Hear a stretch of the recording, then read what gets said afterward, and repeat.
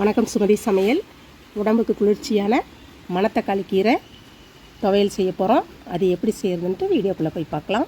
கீரை செய்கிறதுக்கு கடாய் வச்சுருக்கேன். அடுப்பில் எண்ணெய் கொஞ்சம் ஊற்றிக்கலாம்.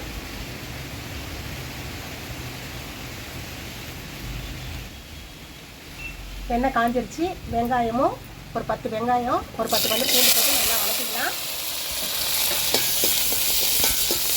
கொஞ்சம் நேரம் நல்லா வதங்கட்டும். ஒரு 7-8 மிளகாய் போட்டுக்கிறேன். அவங்கவுங்க காரத்துக்கு தகுந்த மாதிரி மிளகாய் போட்டுக்கோங்க. அதையும் போட்டு நல்லா வறுத்துக்கலாம்.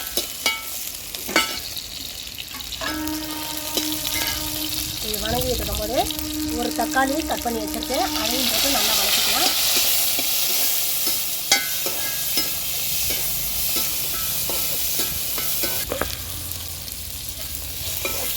இது வதங்கிட்டு இருக்கும்போது புளி கொஞ்சம் ஒரு சின்ன எலுமிச்சம்பழம் சைஸு புளியும் போட்டுக்கலாம். புளியையும் போட்டு நல்லா வதக்கிட்டு இதோட மணத்தக்காளி கீரை இருக்குல்ல, அதையும் போட்டு நல்லா வதக்கிக்கலாம்.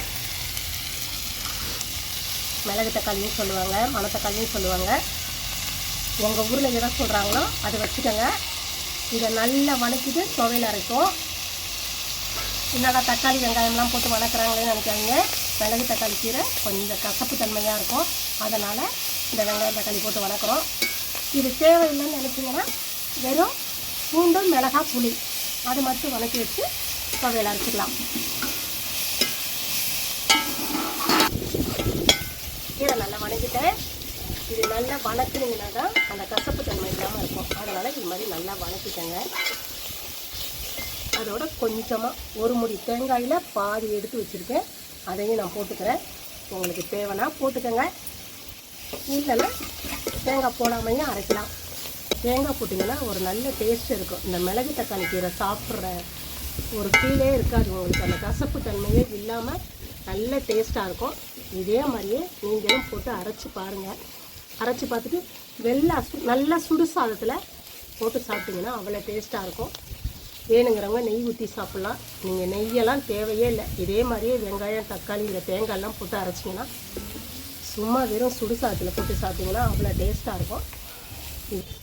இதை நம்ம ஒரு பாத்திரத்தில் எடுத்து கொஞ்சம் நேரம் ஆற வச்சு அரைச்சிக்கலாம்.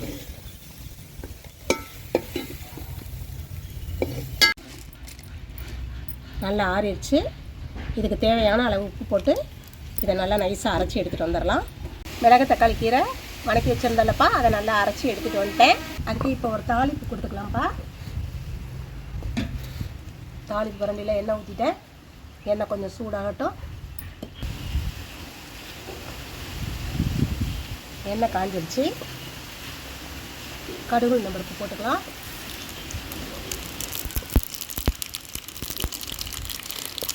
கருவேப்பிலை கொஞ்சம் போட்டுக்கலாம். வெங்காயம் கொஞ்சம் லைட்டாக போட்டுக்கலாம். ஒரு மிளகாய் போட்டுக்கிட்டேன். பரட்டி சட்னியோட ஊற்றிக்கலாம்.